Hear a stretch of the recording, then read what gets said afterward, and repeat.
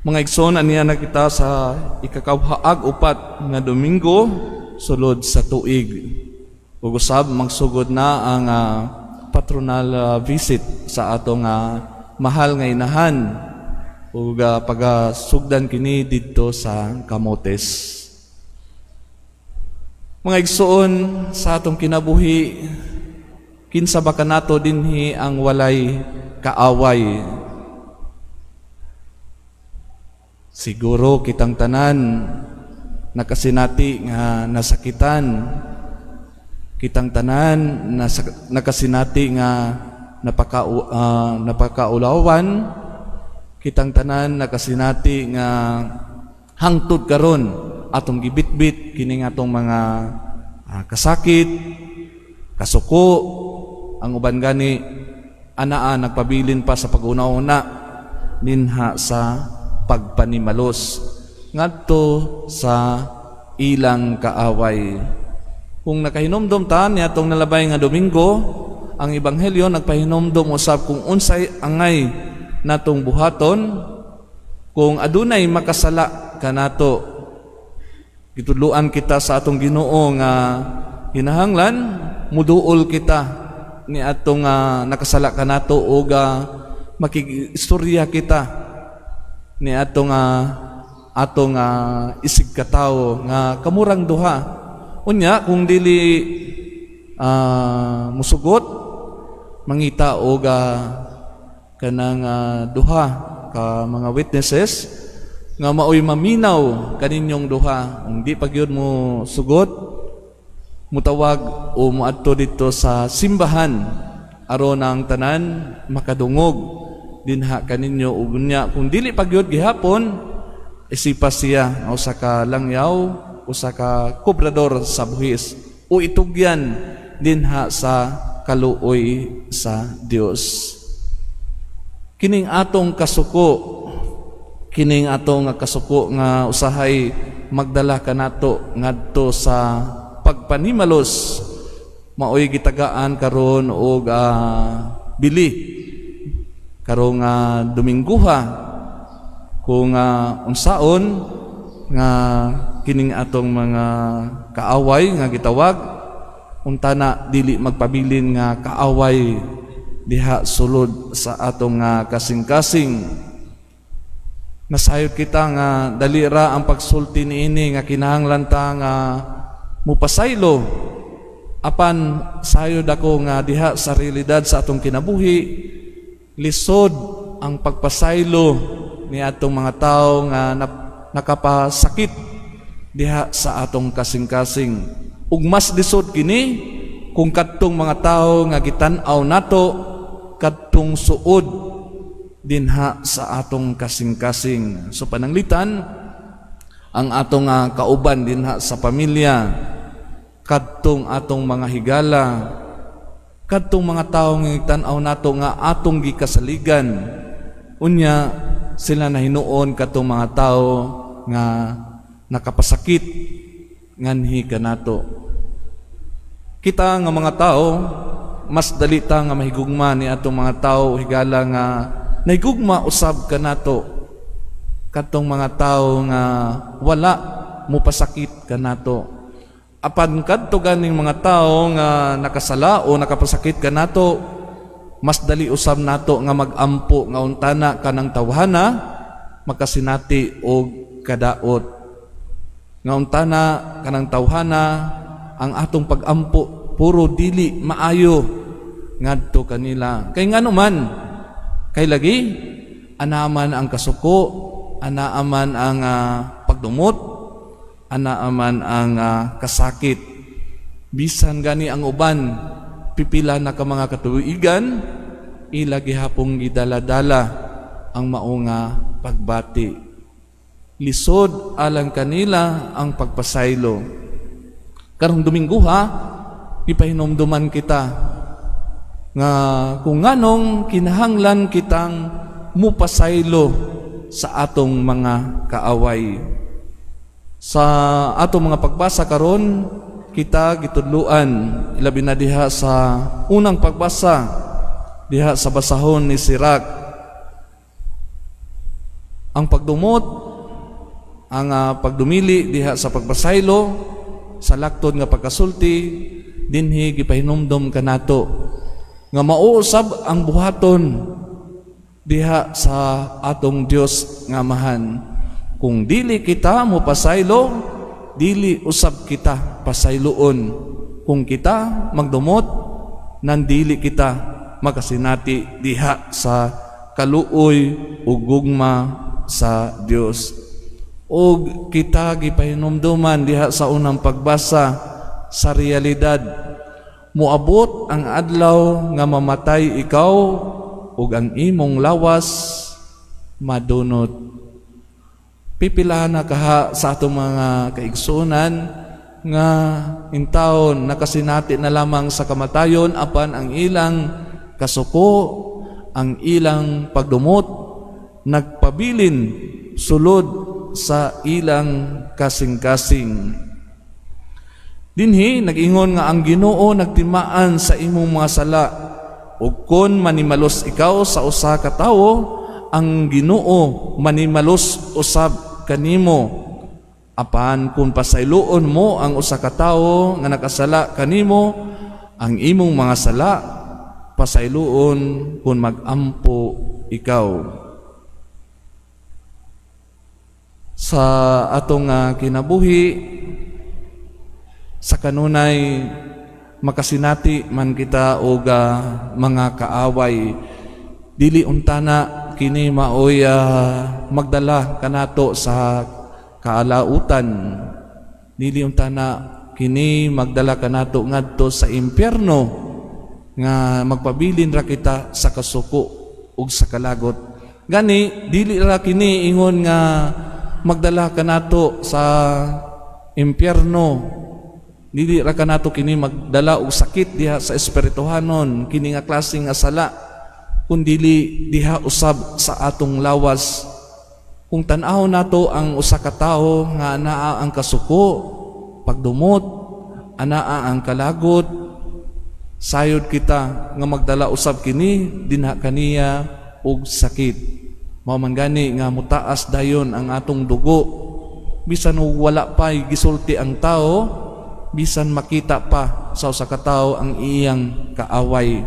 Nausahay ang uban atakihon tungod sa ilang kasuko o sa ilang kalagot. Unya diya sa Salmo atong nadungog ang tubag, ang Ginoo maayo og maluluyon, dugay nga masuko ug bahandianon sa pagbati. Kumutan-aw kita diha sa gugma o kaluoy sa Dios, nganhi kanato kini untana usab ang magdasig kanato. Kung ang akong Dios o ang Ginoo maluluyon og mahigugmaon, nga gani iyang gihalad ang iyang kaugalingon tungod sa akong mga sala, kini unsab untana ang magtukmod kanato diha sa pagpasaylo ngadto sa atong mga igsuon.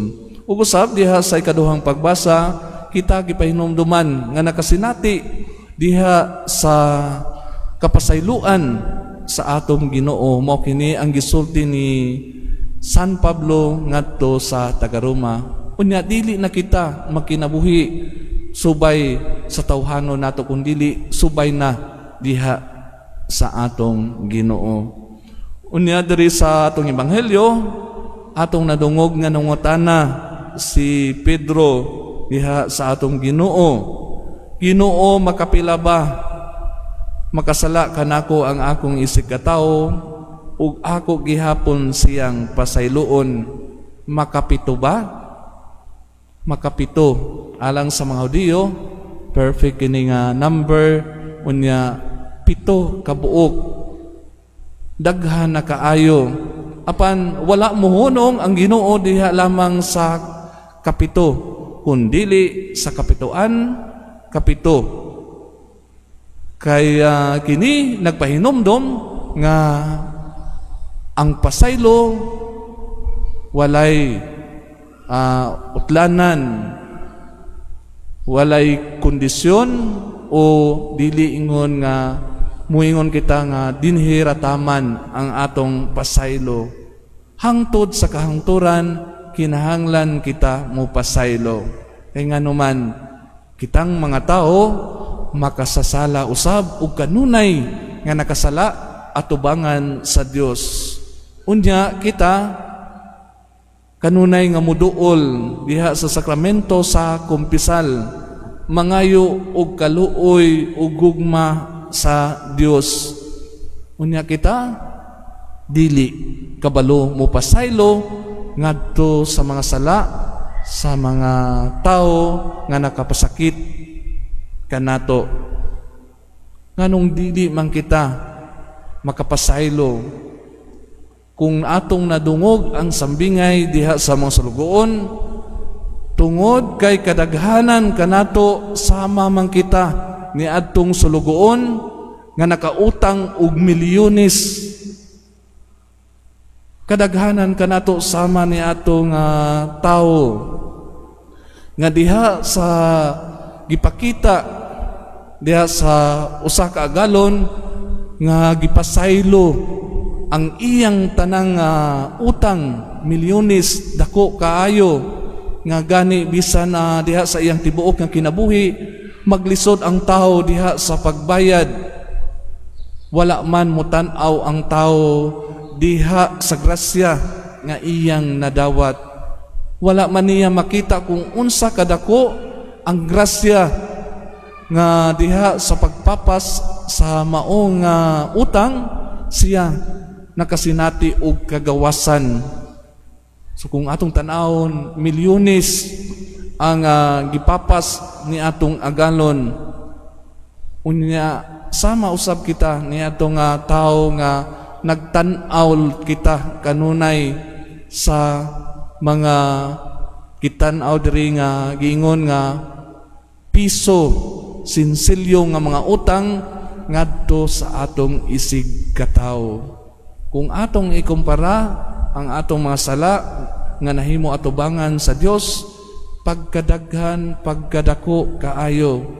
Unya ang mga sala nga nahimo sa atong isig katawo nga ni kanato pipilara ug gitan-aw gani ug gi-describe kini nga piso o sinsilyo lamang.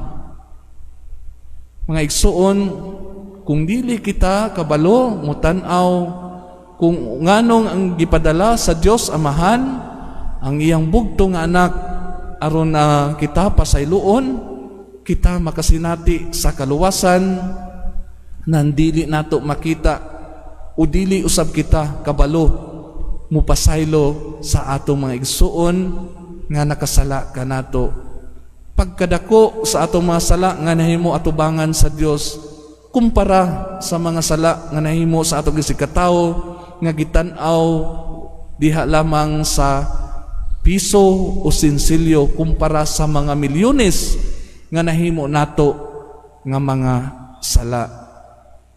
Kanauntana ang atong pamalandungan, dili nauntana kita magulat nga sama sa gipahinumdum sa atong nga Ginoo dinha sa unang pagbasa nga kita makasinati og kamatayon madunot o kita basin o mupadulong kita sa impyerno kung kita hangtod karon dili gihapon makapasaylo sa mga tao nga nakasala kanato. Kay nganuman kay kasagaran kanato ang hustisya nga atong gusto nga mahitabo sama diha sa daang kasulatan, mata sa mata, ngipon sa ngipon. Kung unsa ang imong gibuhat kanako, mauusab ang kinahanglan nga akong buhaton dinha kanimo. Matud pa ni Mahatma Gandhi, kung ingana nga hustisya ang pangitaon nato nga mga tao nan kining kalibutana, puro mga tao, puro mga buta o puro walay mga ngipon. Kay kitang tanan nakasinati man og kaaway, kay kitang tanan nasakitan man ug kitang tanan anaaman ang atong kanunay nga kasuko og panimalos. Mga igsoon, karong Dominggoha gipahinumduman kita sa Ginoo Kung gusto kitang makasinati sa gingharian sa Dios, kung gusto kitang makasinati sa iyang kaluoy ug gugma, ato usab kining ipaambit ngadto sa atong mga kaaway. Unta na atong hinumduman ang milyones nato nga mga sala atubangan sa Dios. Kung kini gipasaylo sa Dios, dili unta na nato dala og ngadto sa impierno ang mga sinsilyo, ang pipila ka piso lamang nga mga utang diha sa atong mga igsuon nga nahimo kanato. Lisod ang pagpasaylo diha sa mga tawo nga nakapasakit kanato. Mao kana nga nanginahanglan kita og grasya sa Dios, nakinahanglan kita og pag-ampo, nanginahanglan kita og panabang sa atong mahal nga inahan, ang Birhen sa Regla. Nga unta na hikapon ang atong mga kasing-kasing. Mas lisod ang pagpasaylo kung ang tao nga nakapasakit kanato wala man gani maghinulsol o wala makakita sa iyang sayop. Pasagdi na lang, ang Dios na ang bahala kaniya. Dili untana kini nga atong kasuko o kalagot maoy makapausab sa atong maayo nga batasan. Kung ang uban magpabilin diha sa ilang kasuko kalagot, kita untana magpabilin nga mapasayloon, mahigugmaon sama sa Dios. Palihog sa pagtindog